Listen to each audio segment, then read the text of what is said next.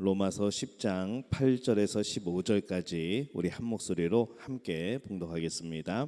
그러면 무엇을 말하느냐? 말씀이 내게 가까워 내 입에 있으면 내 마음이 있다 하였으니 곧 우리가 전하는 믿음의 말씀이라. 내가 만일 내 입으로 예수를 주로 시인하며 또 하나님께서 그를 죽은 자 가운데서 살리신 것을 내 마음에 믿으면 구원을 받으리라. 사람이 마음으로 믿어 의에 이르고 입으로 시인하여 구원에 이르느니라. 성경에 이르되 누구든지 그를 믿는 자는 부끄러움을 당하지 아니하리라 하니 유대인이나 헬라인이나 차별이 없음이라. 한 분이신 주께서 모든 사람의 주가 되사 그를 부르는 모든 사람에게 부요하시도다. 누구든지 주의 이름을 부르는 자는 구원을 받으리라. 그런즉 그들이 믿지 아니하는 일을 어찌 부르리요? 듣지도 못한 일을 어찌 믿으리요? 전파하는 자가 없이 어찌 들으리요? 보내심을 받지 아니하였으면 어찌 전파하리요? 기록된 바 아름답도다 좋은 소식을 전하는 자들의 발이여 함과 같으니라. 아멘. 할렐루야. 하나님의 은혜가 오늘 이 저녁에 하나님 앞으로 또 기도의 자리로 나온 여러분들에게 함께 하시기를 예수님의 이름으로 축원합니다. 모든 종교는 구원이 있다라고 말하면 굉장히 사람이 마음이 넓어 보이고 정말 이 세상을 다 누리는 것 같은 그런 생각이 들 때가 있습니다.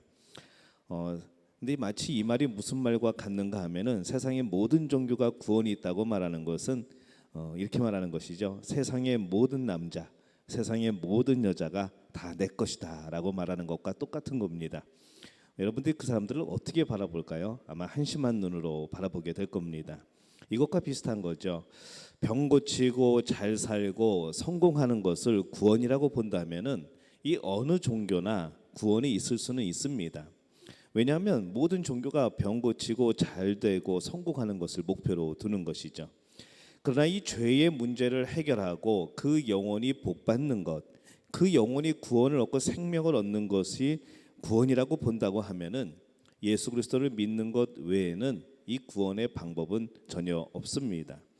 성경은 그래서 예수님만 구주시고 유일하신 구세주라라고 말씀을 하시는 것이죠. 오늘 이 말씀에도 역시 예수 그리스도만이 구주시고 또 그를 믿어야 구원을 받고 그의 이름을 불러야 죄 사함을 받는다는 것을 강조를 하고 있습니다. 우선 이 마음으로 믿고 입으로 시인하는 것이 필요합니다. 로마서 10장 9절 보면은 내가 만일 내 입으로 예수를 주로 시인하며 또 하나님께서 그를 죽은 자 가운데서 살리신 것을 내 마음에 믿으면 구원을 받으리라 라고 말씀을 하고 또 10절에서는 사람이 마음으로 믿어 의에 이르고 입으로 시인하여 구원에 이르느니라 이렇게 말씀을 합니다. 우리의 입의 기능은 참 다양합니다. 먹고 마시고 씹고 깨물고 하는 여러 가지 기능도 있고 또 그 외에도 말하는 기능이 있죠. 우리가 보통 정부나 정당을 대신해서 말하는 사람을 대변인이라 이렇게 말을 합니다. 그 단체에 속하여서 그 단체의 입장을 설명하는 사람, 그 단체 입장을 발표하는 사람을 우리는 대변인이라고 그렇게 부르는 것이죠. 이 말에는 그 속에 생각과 뜻이 또 어떤 사상이 담겨져 있습니다. 그래서 이 사람이 입으로 하는 말은 그 마음과 대부분 연관이 되어 있습니다. 이 마음으로 믿고 입으로 시인한다는 이 말씀은 마음과 입은 독립된 것이 아니라는 것이죠. 마음에도 없는 말을 늘어놓는 것을 우리는 위선이라 부르고 허풍이라 그렇게 부릅니다. 이 마음에 있는 자기 속내를 털어놓지 못하는 것도 하나의 위선에 들어가는 것이죠. 가장 바람직한 것은 무엇인가 하면은 마음으로 믿는 것을 입으로도 믿는다고 말할 수 있는 겁니다. 우리가 이 남녀 간의 사랑이 성립이 되려면은 일단 만나야 되죠. 일단 만나야 되고 그리고 서로를 향해 고백이 있어야 됩니다. 어떤 고백인가 하면은 사랑한다는 고백이 있어야 되는 것이죠. 이 마음속에 그 사랑하는 마음을 입으로 말해야 결국에 그 사랑이 이어지고 연결되고 또 그렇게 성공하게 됩니다. 근데 이 구원의 경우도 마찬가지입니다. 우리의 마음속으로 예수님이 나를 위해 죽으셨다. 나를 구원하셨다. 나는 예수님을 믿고 구원받았다는 것을 믿어야 하죠. 먼저 이 믿음이 있어야 하고 그리고 그것을 내 입으로 시인할 수 있어야 합니다. 여기서 이 말하는 시인이라는 것은 혼자 중얼거리는 것이 아닙니다. 그냥 나 혼자서 나는 예수님을 사랑합니다, 예수님을 믿습니다 이렇게 얘기하는 것이 아니고 사람들 앞에서 공개적으로 하는 것이죠. 그 누구 앞에서도 나는 예수님을 믿는다고, 나는 예수님을 사랑한다고 그렇게 고백하는 것, 그것이 바로 시인한다는 그런 뜻입니다. 어디서 할까요? 회사에서 하는 것이죠. 친구들 앞에서, 동네에서 입으로 우리는 시인할 수 있어야 합니다. 그리고 하나님 앞에서도 우리는 이 마음의 사랑, 그 고백을 할 수 있어야 되는 것이죠. 우리가 이 고백에 대해서 첫째는 자기 자신을 향해 나는 예수님을 믿는다라고 시인을 해야 합니다. 그래야지 우리 마음속에서 이 불신앙이라든가 의심이 나를 건드리지 못합니다.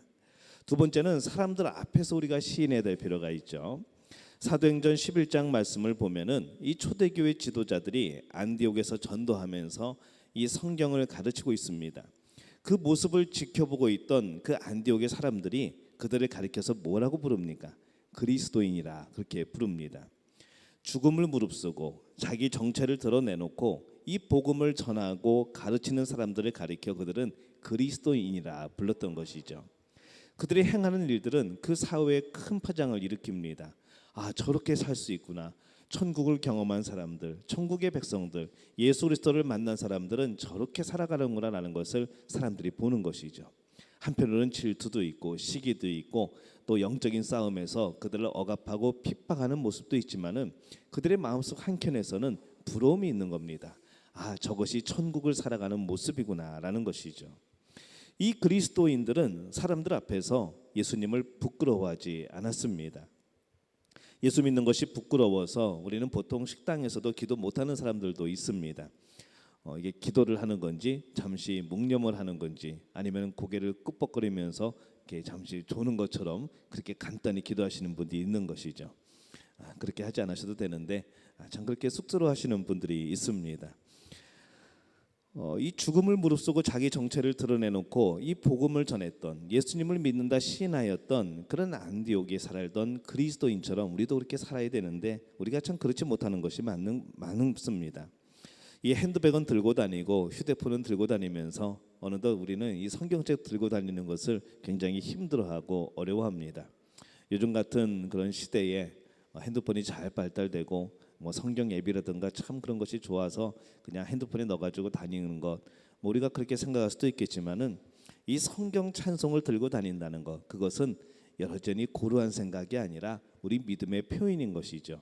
만약에 여러분이 성경 핸드폰 속에다 그런 걸 넣고 다니셔도 상관없습니다.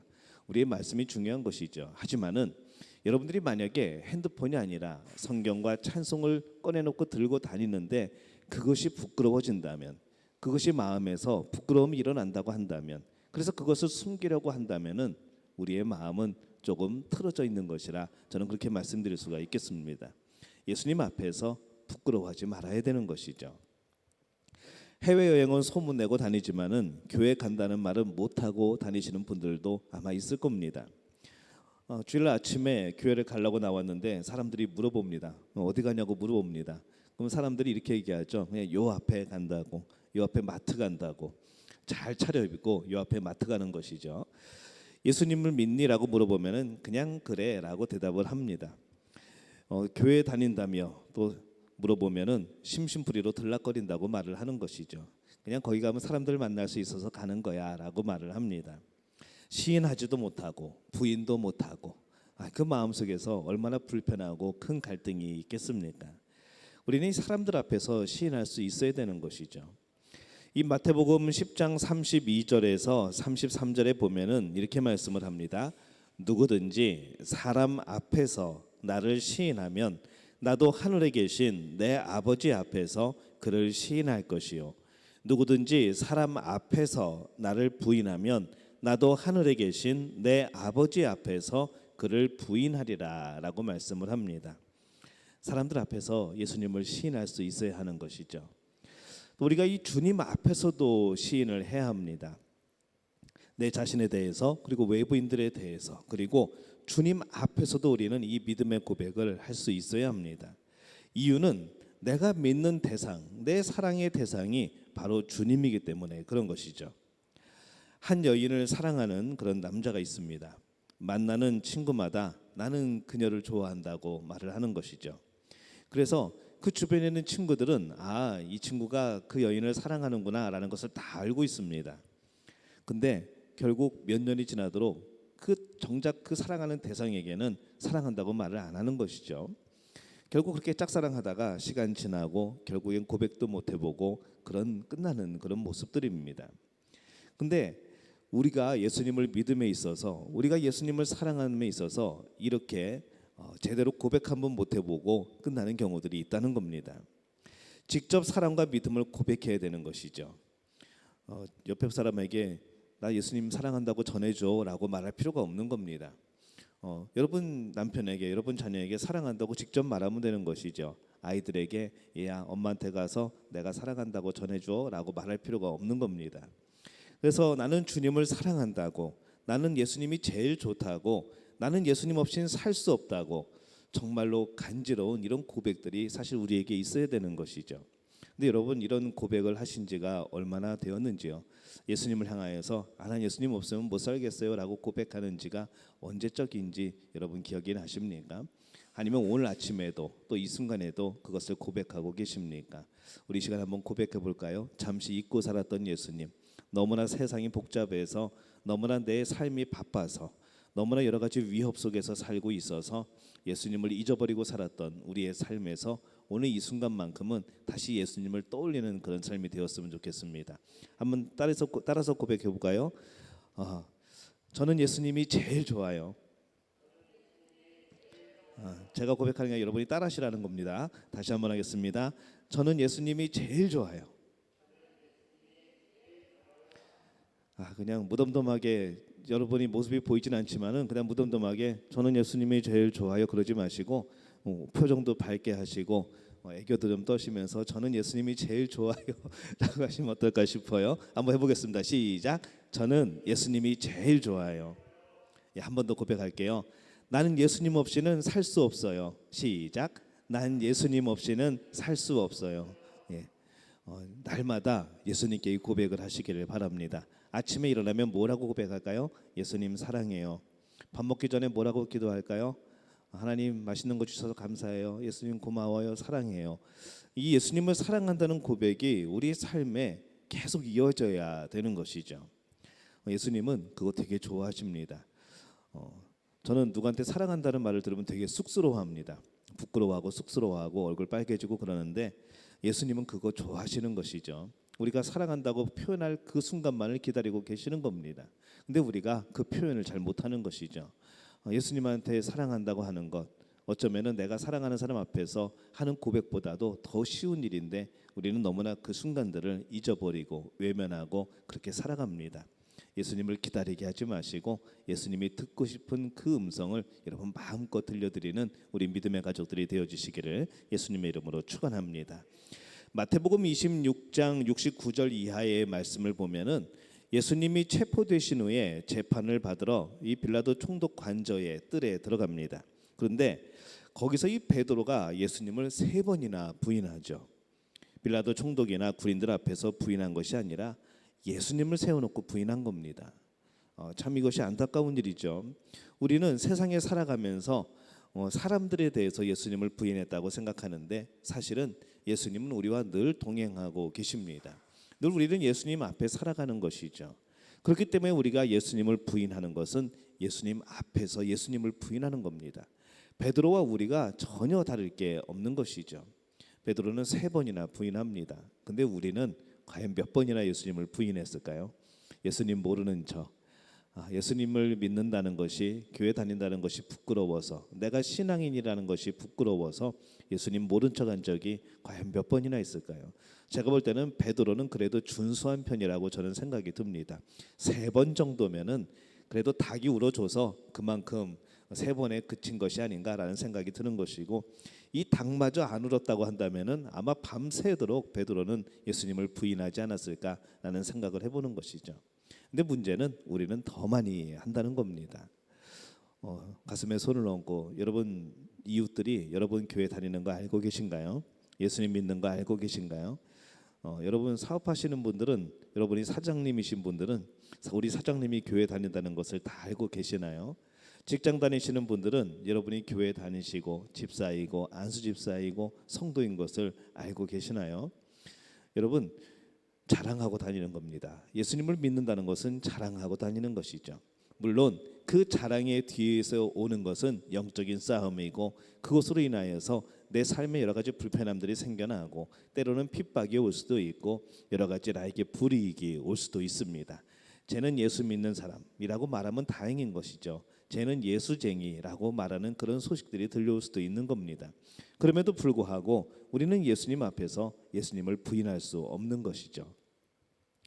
주님 앞에서 주님을 부인했던 이 베드로의 모습, 그보다 더 많이 예수님을 부인하고 있는 우리의 모습, 우리는 돌이켜서 예수님을 자랑할 수 있는 그런 사람들이, 그런 성도들이 되어주시기를 예수님의 이름으로 축원합니다.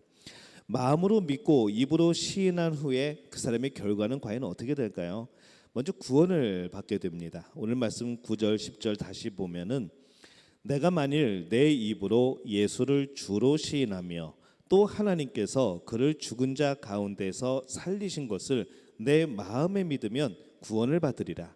사람이 마음으로 믿어 의에 이르고 입으로 시인하여 구원에 이르느니라. 그리고 13절에도 이렇게 말씀을 하시죠. 누구든지 주의 이름을 부르는 자는 구원을 받으리라 라고 말씀을 합니다. 그래서 우리가 말하는 이 구원은 크게 세 가지로 요약이 되죠. 하나는 영혼의 구원입니다. 영혼이 구원받으려면 이 십자가에 달려 돌아가신 예수님을 믿어야 합니다.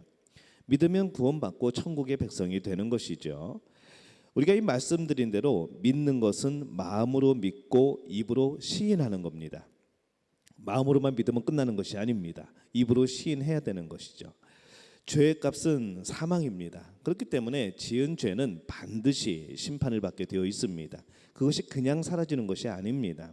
죄를 그대로 가지고 우리는 구원받지 못하는 것이죠. 그래서 우리는 예수님의 십자가가 필요한 겁니다. 예수님이 우리 죄를 짊어지시고 돌아가신 그 예수님을 믿으면 우리는 그 죄가 해결되는 것이죠.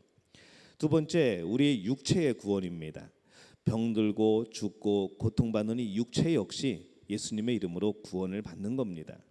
썩을 육체가 썩지 않는 육체로 변화되는 것, 우리 고린도후서에는 말씀이 나옵니다. 부활로 가능해지는 것이죠. 병든 육체, 고통받는 육체 역시 영원한 천국에 들어갈 이런 신령한 새로운 그런 몸이 변화되어서 바로 영원한 천국에 들어가는 겁니다. 그렇기 때문에 이 육체의 완전한 구원도 역시 믿음으로 이루어지는 것이죠. 영혼도 구원이 이루어지고 우리의 육체도 새로운 몸으로 변화되어 구원이 이루어지고, 그다음에 우리 환경의 구원입니다. 가정도 우리 환경이죠. 직장도 그렇고 사업도 그렇습니다. 우리의 환경이 구원을 받게 됩니다. 너와 내 집이 구원을 받으리라고 말씀을 합니다. 그리고 우리가 살고 있는 이 환경이 구원받는 것도 예수님을 믿음으로써 그것이 완성이 됩니다. 자연도 마찬가지죠. 이 환경도 마찬가지입니다. 우리의 사업, 직장, 가정도 그 회복의 주권은 주님께 있는 겁니다. 우리가 가정을 회복시킨다고 말을 하죠. 우리가 어떻게 가정을 회복시킵니까? 우리가 직장을 회복시키고 어떻게 사업을 회복시킵니까? 그 주권은 주님에게 있는 겁니다. 그렇게 주님에게 있기 때문에 우리는 주님께 의뢰하고 주님께 요청하고 주님의 도우심을 바라고 살아가는 것이죠. 그렇기 때문에 예수님을 믿는다는 것, 그 주권을 가지고 있는, 모든 회복의 주권을 가지고 있는 예수님을 주로 고백하고 믿는다는 것이 우리에게는 큰 복이 되는 겁니다. 이 마음으로 믿고 입으로 시인하면 우리는 부끄러움을 당하지 않습니다. 정말 부끄러움 당하는 것이 뭘까요? 정말 부끄러움 당하는 것은 저는 천국 앞에서라고 생각이 듭니다. 이 땅에서 당하는 부끄러움은 잠깐입니다. 하지만 천국 문 앞에서 우리는 어떤 부끄러움을 당할지 모르는 것이죠. 오늘 여러 가지 그런 세미나를 듣고 말씀을 묵상해 보면서 그런 생각이 들었습니다. 이제 두 가지 어떤 이제 예화가 나오는데, 한 가지 예화는 어떤 선교사님의 내용입니다. 그분은 정말 고생 많이 하셨죠. 오지를 들어가서 복음을 전하고 정말 많은 강도도 만나고 여러 가지 목숨이 위험한 상황도 처해지고 정말 물질이 없어서 정말 굶기도 하고 그러는 가운데 오지로 들어갔다가 거기서 차를 몰고 가다가 벼랑에서 차가 떨어지는 바람에 그대로 순교를 합니다. 돌아가시게 된 것이죠. 그리고 어떤 한 사람은 일찍이 성공해서 은퇴를 합니다. 한 50세쯤 은퇴를 하나요. 그래서 그다음부터 뭘 하는가 하면 요트도 하나 사고 별장 해변가에 좋은 땅에 별장도 짓고 그리고 날마다 뭐 여행도 다니고 그리고 늘 그 해변가에서 예쁜 그런 조개 껍질을 모아서 이렇게 전시해 놓는 그런 삶을 살아갑니다. 우리는 보통 누가 성공했다고 말을 할까요? 누가 불쌍하다고 말을 할까요? 우리는 그 선교사가 불쌍하다고 대부분 말을 합니다. 고생했다고. 어떻게 그렇게 살다 가냐고. 어떻게 그렇게 하나님이 그렇게 만드셨냐고. 우리는 그렇게 얘기할 수 있습니다. 그리고 일찍 은퇴한 그 사람은 하나님이 복 주셔가지고 일찍 은퇴해서 저렇게 평안하고 아름다운 삶, 기쁜 삶을 살아가는구나 라고 판단할 수 있는 것이죠. 근데 이 땅에서가 아니라 여러분 하나님 나라의 문 앞에서 이 둘의 평가는 어떻게 달라질까요? 누가 과연 자랑할 것이 있을까요? 여러분 저는 그런 생각이 듭니다. 하나님 나라에 들어가서 문 앞에서 물어보는 거죠. 나에게 어떤 삶을 보여줄래? 라고 물어봤을 때 요트 타고 다니고 해변가에서 조개 껍질 모아가지고 줍고 다니고 과연 그것이 이 하늘나라의 문 앞에서 과연 우리의 자랑이 될 수 있을까라는 생각이 드는 겁니다. 그 앞에서의 자랑은 무엇일까요? 밥 굶어가면서 복음 전하는 것, 정말 오직까지 들어가서 여러 가지 목숨의 위험까지 당하면서도 주의 복음을 전하는 것, 그것이 정말로 하나님 나라의 그 문 앞에서 하나님이 기뻐하시는 삶의 모습이 아닐까라고 생각을 해보는 겁니다. 우리들은 어떨까요? 여러분 무엇에 집중하고 계십니까? 여러분의 인생의 목적이 과연 뭡니까? 오늘 예수님을 믿고 구원받고 예수님을 마음으로 고백하고 입으로 시인한 이후에 여러분의 삶은 어떻게 달라졌습니까? 그 전과 지금이 똑같다고 한다면 여전히 예수님을 위해 살아간다고 말하지만은 결국 우리에게 남아서 하나님 나라 앞에 문 앞에서 자랑할 것이 나를 위한 삶밖에 없다면은 여러분 그것이 얼마나 부끄러운 일이 될까요? 정말 부끄러운 것은 예수님을 시인하고 고백해서 당하는 부끄러움이 아닙니다. 하나님 나라의 문 앞에서 우리에게 벌어질 부끄러움이라는 것이죠. 그래서 부끄럽지 않게 살아가도록 해야 되겠습니다. 저도 마찬가지고 우리 믿음의 가족들도 마찬가지고 하나님 문 앞에서 부끄럽지 않는 그런 삶을 살아가게 되시기를 예수님의 이름으로 축원합니다. 이 마음으로 믿고 입으로 시인하면 하나님은 우리를 부요하게 하십니다. 로마서 10장 12절에 보면은 유대인이나 헬라인이나 차별이 없습니다. 한 분이신 주께서 모든 사람의 주가 되사 그를 부르는 모든 사람에게 부요하시도다라고 말씀을 하죠. 이 결론 부분인 겁니다. 로마서 10장 14절에서 15절에 보면은 그런즉 그들이 믿지 아니하는 일을 어찌 부르리요 듣지도 못한 일을 어찌 믿으리요 전파하는 자가 없이 어찌 들으리요 보내심을 받지 아니하였으면 어찌 전파하리요 기록된 바 아름답도다 좋은 소식을 전하는 자들의 발이여 함과 같으니라 이렇게 말씀을 합니다. 이 로마서 10장 17절을 또 보면은 그러므로 믿음은 들음에서 나며 들음은 그리스도의 말씀으로 말미암았느니라 이렇게 말씀을 하는 것이죠. 들어야지 믿음이 생기는데 어떻게 듣게 할까요? 이게 여러분의 사명입니다. 믿어야 구원을 받는데 들을 수 있도록 전하는 사람이 없으면 어떻게 듣겠냐는 말씀입니다. 여러분 어떻게 복음을 들었습니까? 할머니 할아버지로부터 들을 수 있었겠죠. 때로는 선생님에게 들었을 수도 있습니다. 자녀들에게 들을 수도 있죠. 또 이웃에게 들었을 수도 있습니다. 어느 날 길거리에서 우리는 복음을 들었을 수도 있습니다. 어떤 경로를 통해서 어떤 루트를 통해서 우리가 복음을 들었던 우리는 여기 지금 하나님의 자리에 하나님 나라의 그 백성으로서 바로 이 하나님이 기뻐하시는 곳에 여러분들은 살아가고 있습니다. 그렇다면은 누군가는 전했다는 것이죠. 여러분 그 은혜를 누리고 있는 겁니다. 이제 여러분이 그 복음을 들은 자로서 예수님의 그 구원의 기쁜 소식을 가진 자로서 여러분이 전해야 되는 것이죠. 여러분이 바로 그 전하는 자라는 겁니다. 전하는 자가 없이 어찌 들으리요? 여러분을 두고 하는 말입니다. 우리가 전해야 되는 것이죠. 베드로는 안드레에게 가서 예수님의 이야기를 듣고 믿었습니다. 또 나다나엘은 빌립을 통해서 예수님의 이야기를 듣고 믿었던 것이죠. 성경은 예수님 자랑, 예수님을 증거하는 또 복음을 증거하는 이들로 인하여서 점점 더 그 범위가 확장되어 간 겁니다. 내가 그 누군가의 전도를 받고 예수님을 믿게 된 것처럼 나도 다른 사람들에게 예수님의 이야기를 전해야 되는 것이죠. 바라기는 오늘 이 저녁의 기도회에 참여한 우리 믿음의 가족들, 우리 모든 분들이 예수님을 먼저 경험하시기를 바랍니다. 믿음의 고백을 하시기를 바랍니다. 마음으로만 말고 입으로 말로 시인하시기를 바랍니다. 그 장소가 어떠한 곳이든 그 상황이 어떠하든 간에 상관없이 사람들 앞에서 예수님을 주로 시인하시기를 바랍니다. 그런 증거하는 놀라운 역사 가운데에 하나님이 부욕해 하시고 하나님께서 여러분의 삶을 통하여서 복음이 증거되게 하는 놀라운 역사를 이루실 줄로 믿습니다. 그렇게 쓰임받는 우리 믿음교회, 우리 믿음의 공동체가 되어지시기를 예수님의 이름으로 축원합니다.